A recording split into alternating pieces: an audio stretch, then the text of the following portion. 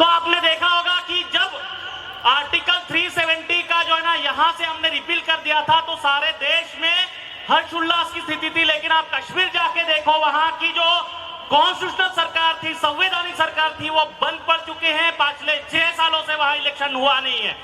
ये एक बात है। और इन्हीं की कड़ी में अगर आप देखोगे जो 5th शेड्यूल में आपको आदिवासियों के लिए शेड्यूल एरिया और ट्राइबल एरियाज में जो अपने एडमिनिस्ट्रेशन चलाने की बात होती है उसे नष्ट करने के लिए ये जो यूसीसी या फिर अन्य जो भी कानून है वो लाने की कोशिश हो रही है। तो ऐसी कानून के लिए मैं आज आप सबके सामने बात करने वाला हूं। सबसे पहले ये जो अभी 3 कानून बने हैं, जो 3 क्रिमिनल बिल्स जो आए थे उसको हमने संशोधित किया था, और अभी जो है ना हमने आईपीसी, सीआरपीसी और एविडेंस एक्ट को जो रिपील किया था, उनके बाद ये जो 3 कानून बने थे इनके बारे में बात करेंगे। लेकिन आप सब जानते हो आदिवासियों के ये जो कॉलोनियल माइंड था, जो ब्रिटिशर का माइंड था, वो क्या बताता था कि ये जो है आदिवासी जन्म से पहले ही गुनहगार पैदा होता है। क्या ये सही में था?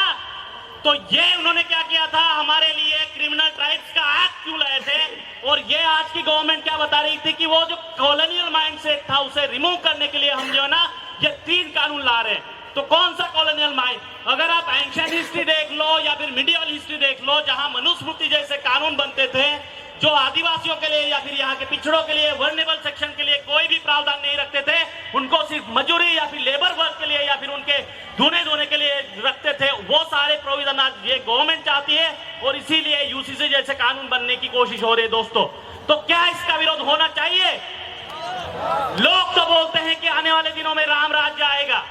कैसे आएगा भाइयों? देख लो, जिस जंगल में यहाँ इनके राम जो है वो वनवास काटने गए थे उनको आज उजाड़ रहे।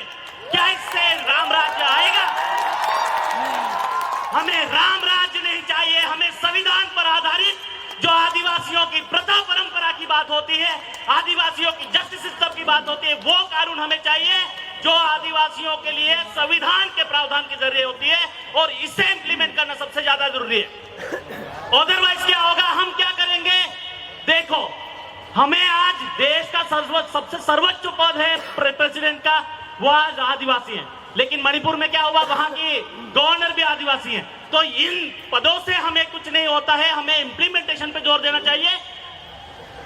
और ये जो देखो धार्मिकता पर बात नहीं हो, ये बात है, लेकिन हम क्या करेंगे भाई? आज का सबसे ज्यादा आक्रमण क्या हो रहा है? आरएसएस हम पे आक्रमण नहीं करती है क्या? तो फिर ये डीलिस्टिंग क्यों आया था? तो इसका हम खुद के विरोध तो करते हैं, ये मंच भी विरोध करना चाहिए। और साथ ही साथ ये जो आदिवासी युवा है वो विरोध करें कि हमें बंटवारा नहीं चाहिए, हमें कानून के जो प्रावधान है, संविधान के प्रावधान है वो चाहिए, और जिनके ऊपर हम बात करेंगे। आप सब जानते हो कि ये जो यूसीसी है जो आपको स्पेशल प्रोविजन देता है आपके मैरिज के लिए, लेकिन ये कल अगर आपको बोल देंगे कि आपको है ना पंचपदी से या फिर ब्राह्मण लाके आपको शादी करनी हो, तो फिर हमारा पुंजरा कहां जाएगा? फिर हमारे जो डायलॉग है जिनको हमें ना हमारे संविधान में या फिर हमारे कस्टमरी लॉ में हमें ना इनको लॉ की जिम्मेदारी देते हैं, वो कहां जाएंगे? और आज जो है ना ये बयान में ये चोटी बढ़ाकर आज जो यूथ नाच रहे हैं वो कहां जाएंगे?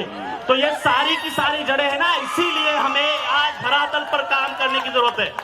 मैं आदिवासियों के कानून पढ़ाता हूं, लेकिन जो असल में होते हैं वो कानून तो कोई पढ़ना भी नहीं चाहता और आदिवासियों की बात भी नहीं करना चाहता। तो इन्हीं सारे मुद्दों से जो आपने देखा होगा कि जो रिलीजियस माइनॉरिटी है जिनको ना खत्म करने की कोशिश कर रही है सरकार, इन्हीं के मुद्दों के साथ हमें आदिवासियों में, हिंदू में, क्रिश्चियन में और इन सारे लोगों में बांटने की कोशिश कर रही है, जिनका हमें जो ना तहे दिल से विरोध करना चाहिए। पूरे रोड पे या फिर जहां जहां हमारी आवाज जाएगी वहां जाके हमें विरोध करना चाहिए। और तभी हमारे जो आर्टिकल 13 की बात हो रही है, आर्टिकल 244 की बात हो रही है, 5th शेड्यूल की बात हो रही है, ट्राइबल मैनेजमेंट सिस्टम की, ट्राइबल जस्टिस सिस्टम की बात हो रही है, उनको अगर आप अच्छे से लागू करने के लिए ये सारी चीजें होगी और युवा जागरूक हो जाएगा तो ही ये पॉसिबल है। अदरवाइज आदिवासियों को आने वाले दिनों में जो आज स्टेटस यहाँ के माइनॉरिटी का है वो आने वाले दिनों में जो Kailash versus state of Maharashtra बताता है, आज यहाँ है ना फॉरेस्ट या फिर जो रोड पे अतिक्रमण करते हैं उनको भी है ना यहाँ की सरकारें उनको प्रोटेक्शन देती है। लेकिन जिन्होंने सदियों से इस जंगल के, इस जल का और इस जमीन का रक्षण किया था उनको यहाँ से ना बेदखल कर दिया जाता है। या आप सुरजागढ़ में देख लो, वो हसदेव में देख लो, या फिर नर्मदा के स्टैच्यू ऑफ यूनिटी के लिए देख लो। तो ये सारी चीजें क्यों हो रही है? और इसीलिए ये जो संवैधानिक प्रावधान है इनके ऊपर हमें ये सारी चीजें करनी चाहिए। और महाराष्ट्र में या फिर ऑल ओवर इंडिया में ये सारी चीजें हो रही हैं।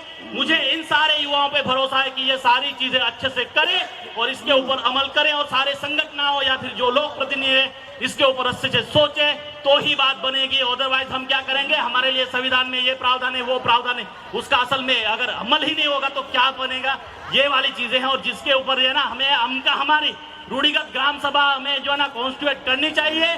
हमारे जो भी ग्राम सभा बनती हैं, जो हमें फॉरेस्ट के लिए या फिर किसी की जमीन अगर संपादित करनी हो तो उनके जो है ना ठहराव के बगैर कोई भी जो है ना हमारी जमीन छीन नहीं सकता। लेकिन ये सारी चीजें है ना ग्राम पंचायत के कानूनों का है ना थोड़ा सा आधा ज्ञान लेकर हमारी जो जमीनें हैं वो सरकार जब्त कर रही है, इनके विरोध में हमें खड़ा होना होगा। यही जब हम संविधान के बजाय अगर किसी और लड़ाई की बात करेंगे तो पॉसिबल नहीं है। इसलिए यूसीसी का या फिर जो डीलिस्टिंग जैसे मुद्दे हैं इनका विरोध करो और आदिवासियों की जमीन जल जंगल को बचाने के लिए हमें जहां जहां मौका मिले वहां लड़ना चाहिए, और लड़ेंगे तभी जीतेंगे। और ये आदिवासी एकता परिषद या फिर जो संगठन है उनकी विचारधारा है। और इसी शब्दों के साथ में अपनी विराम को यहाँ वाणी को विराम देता हूँ। लेकिन ये जज्बा, ये जोश और ये लड़ाई की जो ताकत है हम युवाओं की, वो बनी रहे, वो चाहे राजस्थान से हो या फिर मणिपुर से। अदरवाइज क्या होगा, मणिपुर में जो हमारे भाई लड़ रहे थे उनके लिए 100 दिनों तक उनकी जो शव थी मुर्दा घरों में अब आज तक पड़े हैं, उनके लिए जो अग्नि देने के लिए भी कोई नहीं है। तो ऐसे मुद्दों पर हमें बात करनी होगी, तभी हल निकल सकता है। अदरवाइज कुछ नहीं होगा, यूं ही बातें बनाने से कुछ नहीं होगा।